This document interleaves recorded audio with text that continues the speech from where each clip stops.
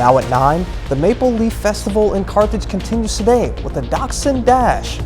Plus, the Pittsburgh Fire Station hosts an open house for fire safety and prevention.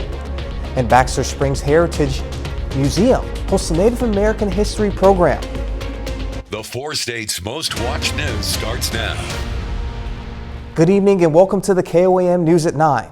I'm Jalen Banks. And with fall activities in full swing, we head to the city of Carthage. Carthage hosted the 56th annual Maple Leaf Festival celebrating the start of fall in Carthage at the crossroads of Route 66. The festival had events such as a chili cook-off, a dachshund race, and more. The Maple Leaf Festival is the kickoff to a week of festivities and events in Carthage. Yeah, Sunday in the park is just a fun way to kick off the week. Next weekend, is the big parade, but this is a fun way to get everybody excited and a part of all the events for the week. This upcoming Friday, KOAM will be broadcasting our newscast live in Carthage for the Maple Leaf Parade. With today being the start of National Fire Prevention Week, the Pittsburgh Fire Department hosted an open house. It allows people in the community to come and meet their local fire department while also having the opportunity to learn proper fire safety and fire prevention. Personally, I think it's great. It's an opportunity just to interact with the public one-on-one and to let them know that we're here for them if they have an emergency, and that we'll be able to help them in any way that we can. Just for the event, my favorite part, the smile on the kids' faces when they're out there spraying the fire hose with the firemen. That's the best part. The open house was held at Fire Station 1. Southwest Florida is looking at a years-long road to recovery from Hurricane Ian. But even after communities are rebuilt, the trauma will still live with many Floridians. Fox News correspondent Nate Foy has that story from Fort Myers. Cots line the floor of Hertz Arena in Southwest Florida. Over 500 people are still sheltering there, more than a week after Hurricane Ian. The recovery effort just beginning in Florida's barrier islands. Those faced with rebuilding are just trying to take things one day at a time. It's like a death of a loved one. It's just like the pain just comes and goes. On Pine Island, volunteers are handing out supplies like food and water. The island's Publix grocery store reopened with generator power more quickly than most expected. But it will take a very long time until things return to normal. They're talking about some of the insurance companies, for example, perhaps going under. They're unable to pay for all the damages that they're responsible to pay for. Sanibel Island, completely devastated by Ian's storm surge. People who made it out are grateful they're alive. Devastating is when you lose a child. Devastating is when you lose your spouse in an accident. We're fine. In addition to the property damage is the emotional toll. Floridians who rode out the storm and are now dealing with the aftermath say it will live with them as a traumatic event. Every time I hear the wind blow and a piece of aluminum shift, yeah. And it's kind of like PTSD. Officials attribute over 100 deaths to Ian, which makes it one of the deadliest storms to ever hit the U.S. Reporting in Fort Myers, Florida, Nate Foy, Fox News. First Ian, and now some are going through the ramifications of Julia. Sam, what do you have for us? Yeah, fortunately, Julia is not impacting the United States, but it is unfortunate for the folks down in Central and South America. It went across northern Venezuela.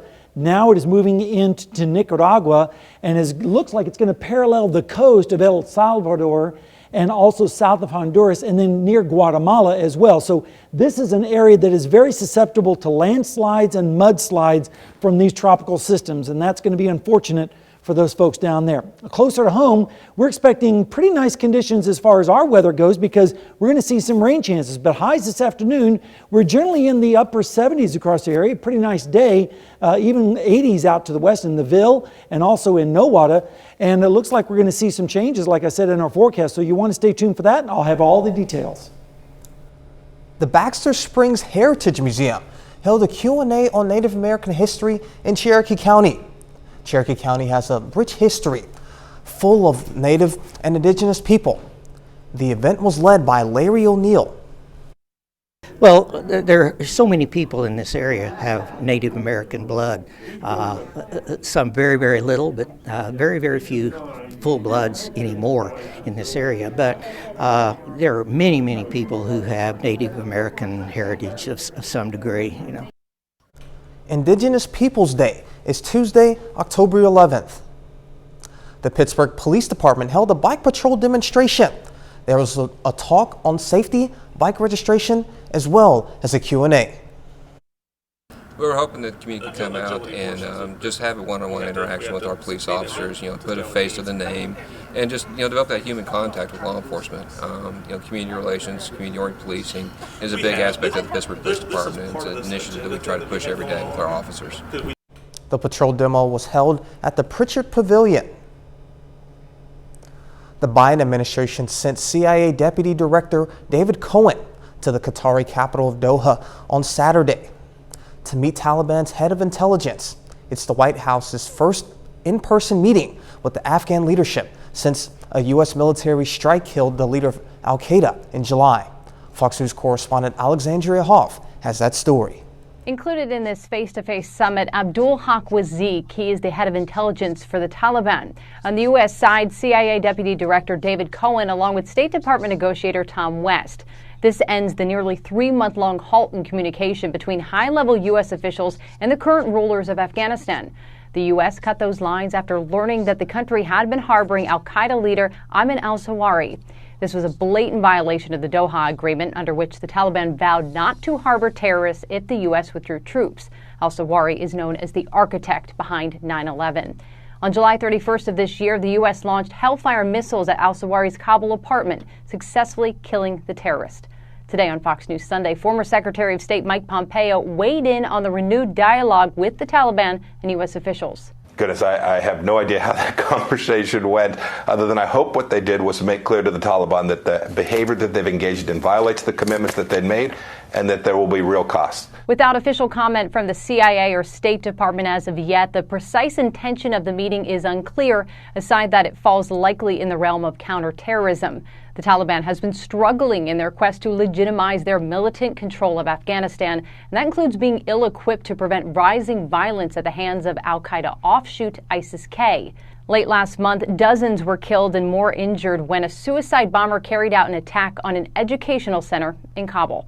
In Washington, Alexandria Hoff, Fox News. We now take this time to honor tonight's Fourth State hero, Corporal Franklin Baugh, a Fredonia, Kansas native, served in the Army from 1953 to 1955. He earned the Good Conduct Medal, and he also served in Germany. To Corporal Franklin Baugh, we thank you, our Fourth State hero. And coming up, a look at the upcoming midterms. President Biden is working from his home in Delaware in the wake of OPEC's decision to cut oil production by 2 million barrels per day, just 4 weeks before the midterms. Fox News correspondent Lucas Tomlinson is traveling with the president in Wilmington, Delaware. President Biden lashing out at Saudi Arabia over slashing oil production. On Fox News Sunday, former Secretary of State Mike Pompeo says the president should look in the mirror. This is a failure of American policy. Joe Biden is directly responsible for the place that the world finds itself in energy. And frankly, his party, the progressive left, 25 years of thinking you were going to run the world on sunshine and windmills. Pompeo also taking issue with Biden's comments on Armageddon, defined in the Bible as the last battle between the forces of good and evil, the end of days. Pompeo called those comments reckless. The price of gas is now more than 60% higher than when Biden took office. Many Republicans wish the president had flown to Texas or the Dakotas last summer and not Saudi Arabia. Speaking of Texas, the vice president flew to Austin to talk about abortion, not high gas prices or the southern border. The challenge is that the issue is ultimately been, as the United States Supreme Court and its proponents, the proponents of Dobbs have intended, it's being pushed to the states. And this is not a political event, but there's an election in 31 days, and it will matter. On NBC, Democratic Congresswoman Alyssa Slotkin was asked if President Biden should run for a second term in 2024. He's the sitting president. If he decides to run again, I'm going to support him. The party's going to support him. That's, that has a long history in our country. But I have been very vocal, including with my own leadership in the House, that we need a new generation. We need new blood, period, across the Democratic Party, in the House, the Senate, and the White House. Crime is another major issue on the ballot next month. The FBI says murder increased last year across the United States, and that's without 40% of police precincts reporting, including New York and Los Angeles. In Wilmington, Delaware, Lucas Tomlinson, Fox News. If you're hungry and on the go, you might find this information helpful. A new report by QSR Magazine lists the fastest drive-through restaurants in the United States. The research found Taco Bell is the fastest, followed by Dunkin' Donuts, KFC, Arby's, Burger King, Hardee's, Wendy's, Carl's Jr., McDonald's, and last but not least, Chick-fil-A. However, the chicken chain did come in first in customer service. QSR noted Chick-fil-A was last on the list for the latest drive-thrus due to one reason only. The restaurants were significantly busier than their competitors. The magazine surveyed more than 1,000 consumers to compile the rankings. Congress is nowhere close to passing a bill to ban lawmakers and other top officials from trading stocks. That infuriates both moderate and liberal Democrats, plus some Republicans. Fox News senior congressional correspondent Chad Pergram reports.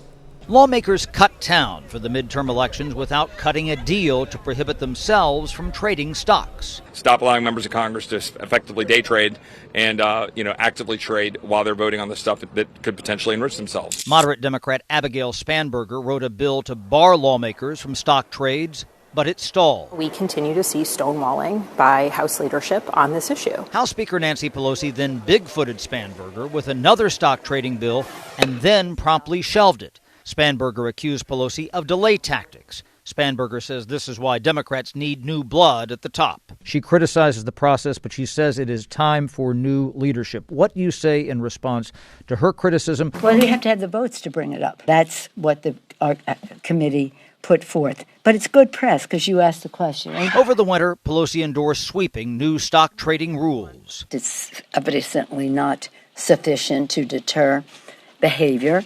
It has to be government-wide. The Supreme Court has no disclosure. It has no reporting of stock transactions. Pelosi's husband, venture capitalist Paul Pelosi, draws attention because of his aggressive stock trades. Has your husband ever made a stock purchase or sale based on information he received from you? No, absolutely not. Senate Minority Leader Mitch McConnell only invests in mutual funds to remain above the fray. I thought that was the best way to avoid criticism that somehow I was trading stocks as a result of insider information. In politics, the appearance of a conflict of interest is often as bad as the conflict itself. That's why voters may think the worst if Congress doesn't ban members from trading stocks. On Capitol Hill, Chad Pergram, Fox News. And next, Sam Lane joins us with a look at the forecast. And later, why those that overuse social media are more likely to fall into depression.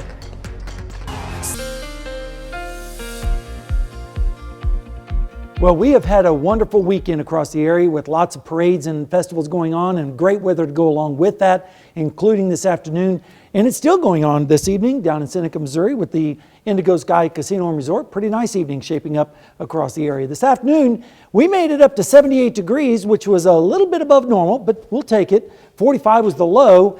Normally, we're 73 and 50, and the records are 92. And look at this record low of 24 back in the year 2000. And so far this month, we've had now several days above normal and 3 days, or 2 days below normal, I should say, and 7 days above normal. So at least we're starting to turn the corner a little bit on summer. Radar right now is all clear. We don't really have any reflectivity on here right now, but that's going to be changing. Why? Because we have an upper level low sitting over southern Arizona. That's going to be drifting off towards the north and east, and as it does so, it's going to spit off pieces of energy that's going to interact with a cold front dropping down from the north and west, and that is going to finally start to spread some rain into our area.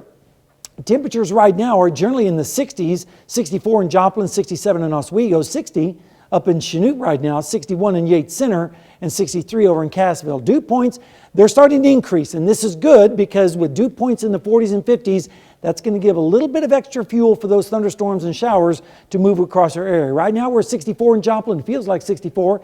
Dew point is 49, and the pressure is currently falling. What's also been falling is the allergies. That's good. Today is 4.2. Tomorrow just a slight increase to 4.5, but still in the good category. Your future track forecast looks like this. Generally partly cloudy skies tonight, maybe a little bit more cloudiness down in Oklahoma with lows in the 50s, double nickel, a popular number, Fort Scott and Pittsburgh and Lamar.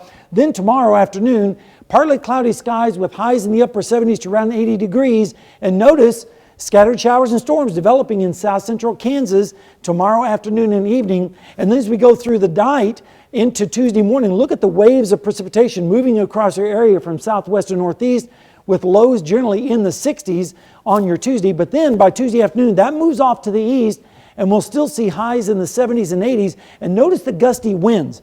So if you don't get rain, this is going to create a problem with fire danger across the area, so please be aware of that. And then as we go through Tuesday night into Wednesday morning, another round of storms, mainly up to the north by Wednesday morning ahead of this cold front that will sweep across our area with lows in the 60s for your Wednesday. Your rain tracker looks like this.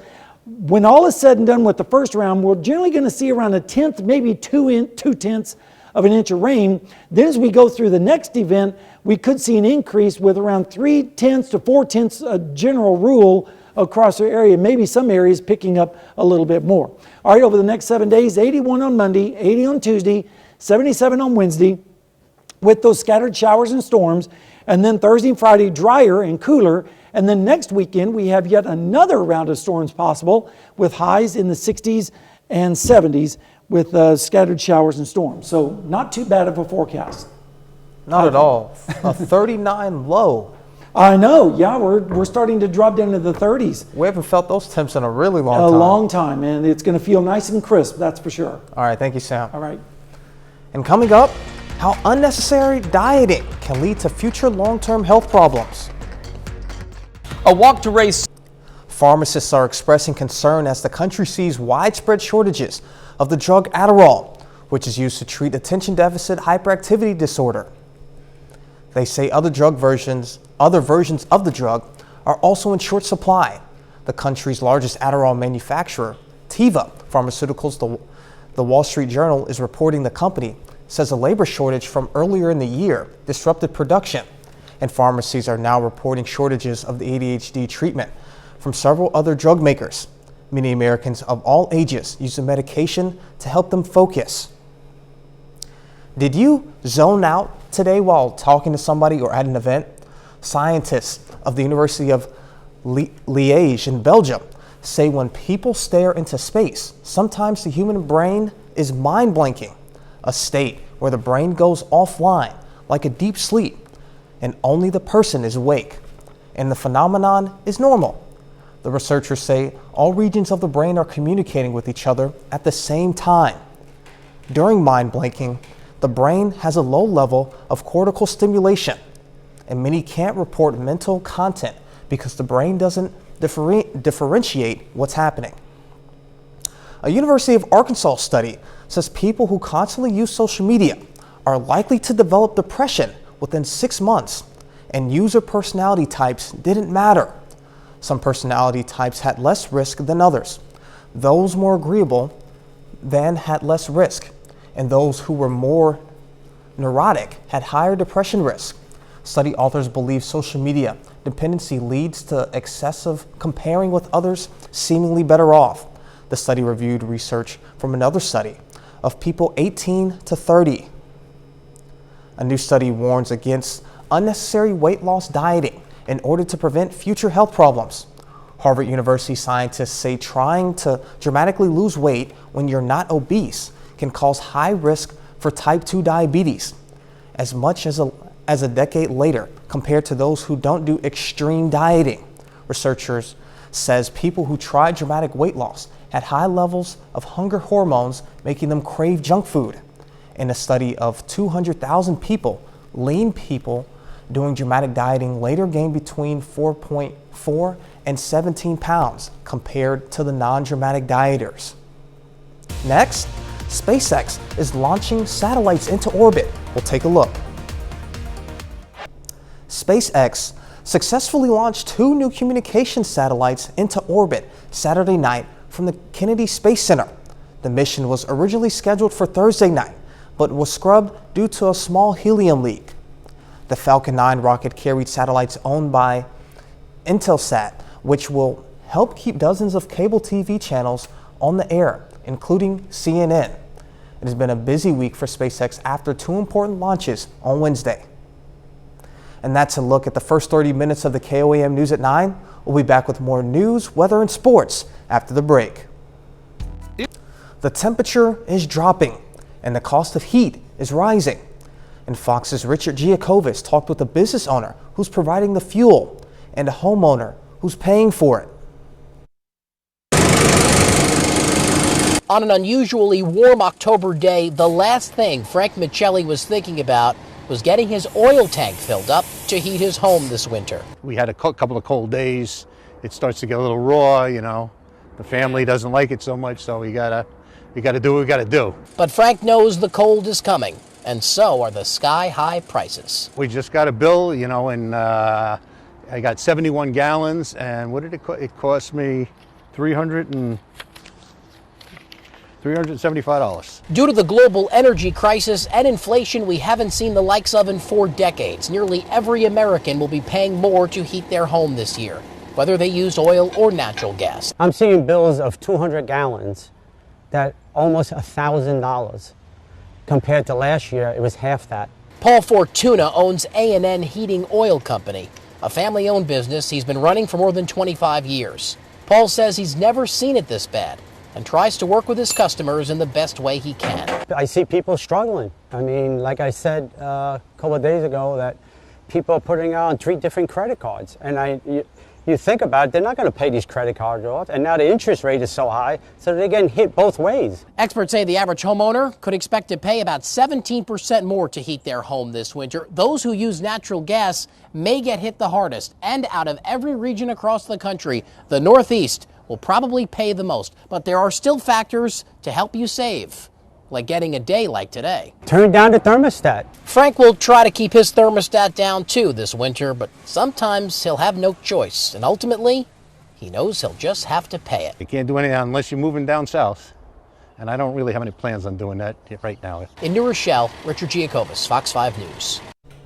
And we have seen a slight drop in those temperatures in the 4 states. Sam, what do you have for us? Yeah, we've seen a slight drop, especially in the nighttime hours and early morning. But this afternoon, we made it up to almost 80 degrees here in Joplin. A lot of places did out towards the west. You can see the Ville with 80 in Nowata, 77 in Yates Center, 80 in Chanute, also in Veneta. Here in Joplin, we topped out at 78 degrees, but still a very nice day across our area. And temperatures right now are falling down into the 60s and even some 50s, like at Yates Center with 58 right now, 64 in Stockton, and 63 for our friends down in Grove. All right, let's take a look ahead. We are going to have a slow warm-up over the next few days. The rain chances are going to be increasing. And how much rain can we expect from all the storms? And also, is there a risk of severe weather? I'll have all the answers to that coming up in just a little bit, so stay tuned. More Russian missile attacks have decimated an eastern Ukrainian city. At least 12 people were killed and dozens more injured. Apartment buildings were completely leveled in Zaporizhia. Meanwhile, Fox News journalist Trey Yingst was one of the first to enter a newly liberated Ukrainian village just 2 days ago. He has the latest. The village of Halushkivka was liberated by Ukrainian soldiers 3 days ago. Yesterday, we were the first journalists to enter this area amid ongoing battles. I do need to warn our viewers, some of the following images are graphic. The sound of outgoing artillery pierces the air of Halushkivka as 70-year-old Natala Lashina hugs a Ukrainian serviceman. The village she calls home now sits along the eastern front line. The ground she uses to grow vegetables is now soiled with the blood of Russian soldiers. The bodies of Russian soldiers still lay amid their destroyed positions. Ukrainian troops took over this land, recapturing their territory. But as you hear in the distance, fierce battles continue here in the eastern part of the Kharkiv region. You stand here, you hear shelling, and you're shaking, Natella says. How to express this? Fear, only fear. The nearby city of Kupiansk was also occupied by the Russians for nearly 7 months before being reclaimed 4 weeks ago. On the road into town, next to graffiti of the Russian Z symbol, lay the remains of a civilian, a more accurate emblem of this gruesome war. Shattered windows and battered buildings line the streets. Behind broken doors, a look into life under Russian control. Inside this government building in the town of Kupiansk, the remnants of the Russian occupation, a Russian newspaper, and Russian flags inside and outside of the building. Fruit sits atop a desk, an indication of how quickly Russian troops fled when the Ukrainian counteroffensive began. And in the halls where Russian President Vladimir Putin was praised just last month, the man responsible for this unnecessary and unjust invasion is referred to only as a creature of destruction. I don't think humans act like this, one Ukrainian soldier says. You have to be totally sick to do this to a country. As we entered these liberated areas with Ukrainian soldiers, people on the side of the road were waving and smiling. After months of terror under Russian occupation, they are finally free. In Kharkiv, Trey Yingst, Fox News. Coming up, a look at the conditions of migrant children's shelters. A new Inspector General's report confirming the Biden administration had major problems staffing, equipping, and caring for thousands of Central American children at migrant shelters, with whistleblowers calling the conditions horrific. Details tonight from one Fox News correspondent. What we saw today was unconscionable. El Paso, Texas, 2019. I was brought to my knees in tears. Our country has gone into a very dark place. When a Republican was in the White House, Democrats were quick to condemn conditions inside migrant shelters. These are the conditions that have been created by the Trump administration. 2 years later, President Biden faced the same challenge, but without the criticism. One of the main reasons that you haven't heard from them is because they want to bury this story. Close it now! That story involves what child advocates called shockingly deplorable and horrific conditions inside a child detention center at Fort Bliss, Texas. An Inspector General's report released last week confirms what whistleblowers alleged in 2021. Suicide attempts, spoiled food, extreme heat, and untrained, inexperienced staff, with some teens going months without seeing a case manager. Not only is it a fair comparison, but it reflects more poorly upon President Biden. President Biden promised a humane approach to immigration. We should not be locking people up. Yet he, too, incarcerates immigrants in what the ACLU last month called atrocious conditions at a center in New Mexico. Biden also made border fatalities a political issue in 2020. Yet the number of migrants dying crossing the border tripled on his watch, one of many border challenges most Democrats now overlook. We reached out to 10 congressional Democrats who denounced conditions under President Trump as inhumane. 2 replied. Both blamed Biden's problems on Trump, one calling the former president cruel. Both lawmakers, however, say they care regardless of the party in power. In Los Angeles, William Lajeunesse, Fox News. And next, Sam Lane joins with another look at the forecast. And later in sports, we'll hear from the Missouri Southern football coach after their win from the weekend.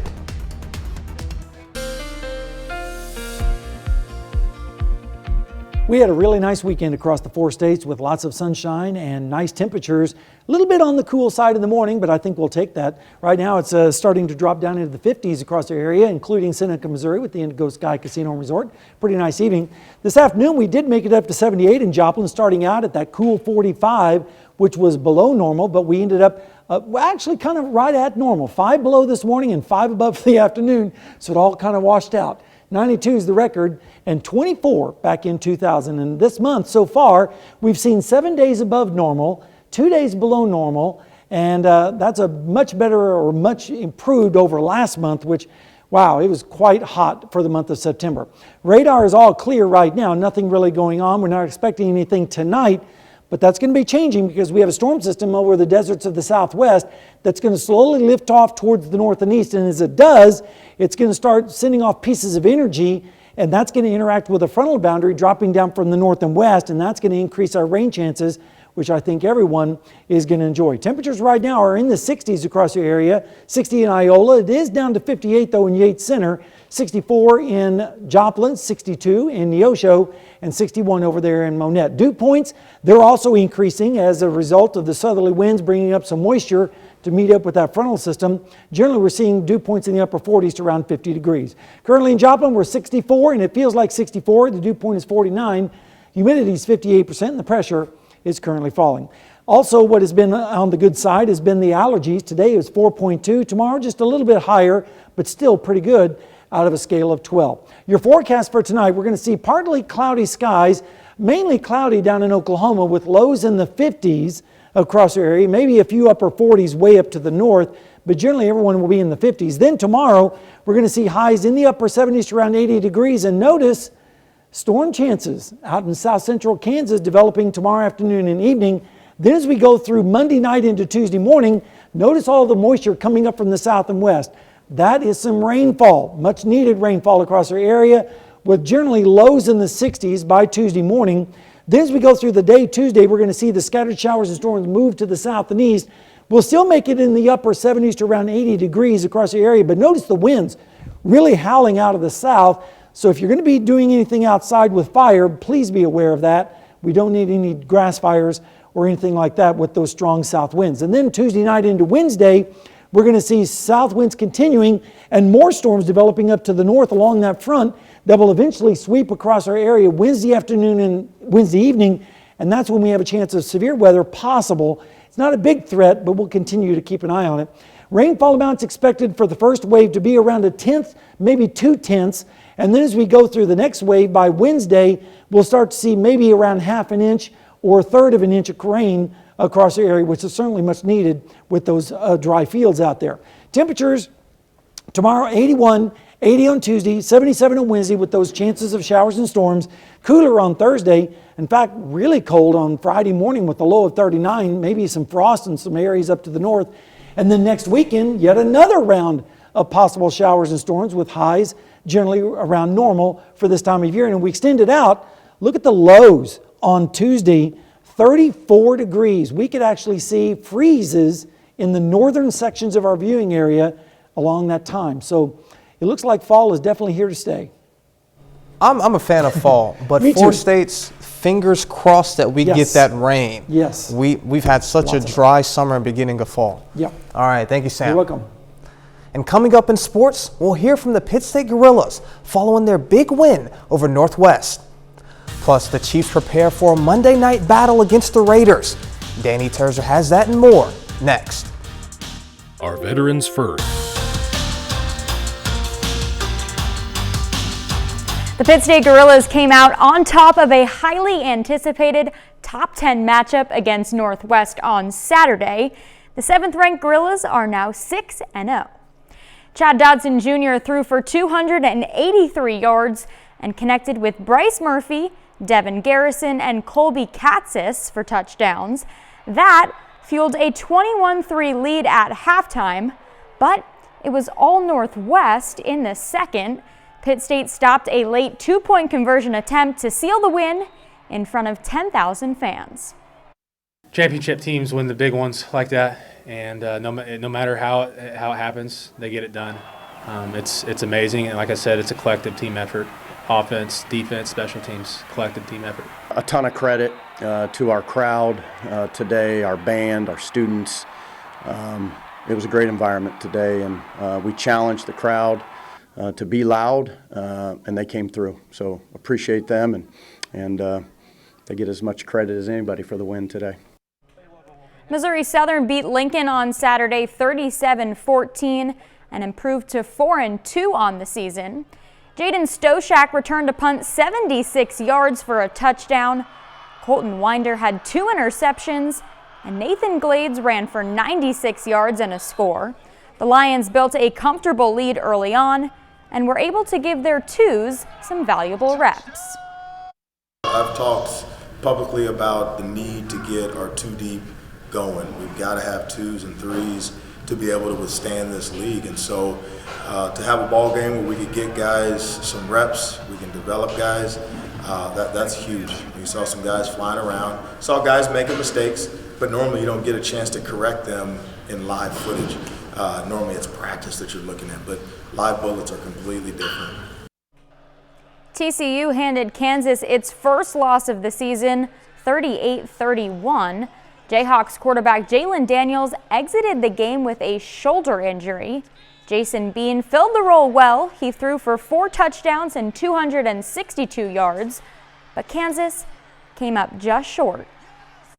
Really proud of the way we battled, being down, losing Jalen. And I think we showed ourselves very well that we can line up and play against people. We just got to clean some things up. I think we left opportunities out there. Here's a look at how the college football rankings shake out following Week 6. Oklahoma State slides down 1 spot. They're ranked 8th. And this coming week is a big one for the Cowboys. They go on the road to face 13th ranked TCU. Kansas State jumps up 3 spots into 17th. And Kansas remains at 19 following its first loss. The Jayhawks will look to bounce back against Oklahoma this Saturday. Kansas City has an extra day of rest this week. The Chiefs host the Raiders on Monday night. The Chiefs are 3-1 entering Monday's matchup, and through the first 4 weeks, Kansas City has allowed the fewest rushing yards in the entire NFL. Here's Chris Jones on the impact that defensive line coach Joe Cullen has made on the group. I've been in this system 4 years. That's what's changed. Joe Cullen, his demeanor, our game plan, the way he brings the best out of us individually in the defensive line group. And, we harp on that. We take accountability to stop the run. That's high priority on our list, and it gives us the ability to rush the passer once we stop the run. So force teams to pass the ball and do what we love to do most and get after the quarterback. That's a look at sports. We'll be right back. Hey. It's time to commemorate the classic American combo. It's International Beer and Pizza Day. This food and beverage are made for each other. Whether you prefer pepperoni pizza and a pale ale or anything with a stout, the combinations are endless. Some restaurants will offer specials on pizza and beer. Small town breweries, beer companies, and pizza chains also join in on the festivities. You could also enjoy a cold one with a slice of your favorite, guilt-free. That's right. So Sam, are you much of a pizza guy? I am. Pepperoni and mushroom for me. Yeah, for me, deep dish, growing up in the Chicago of course, land. Chicago pizza, yeah. Big time. Yeah. All right, what do we have We in had weather? a great forecast because it has some rain in it for the change. We have some storm chances beginning late tomorrow night into Tuesday morning, and then again on Wednesday afternoon and evening, a pretty good chance of storms. Some of those could be strong on Wednesday. We'll watch that. And then turning cooler as we go into Friday morning with a low of 39. Are you kidding me? And then as we head towards next weekend, yet another chance of storms comes back into our forecast. So hopefully we'll start to see some of that wet stuff coming out of the sky. Absolutely, and like as you said before, that'll help us hopefully with the drought. Yeah, we desperately need help with the drought, and I think this is going to maybe put a little bit of a dent into it. Not get rid of it totally, but at least we're heading in the right direction. Hopefully no rain for the Chiefs as they play at home against I don't think the so. Raiders. If it does rain, it would be towards the fourth quarter. All right, well, sounds good. Well, go Chiefs, but remember, thank you for joining us, and we'll see you right back here next week. Have a good night.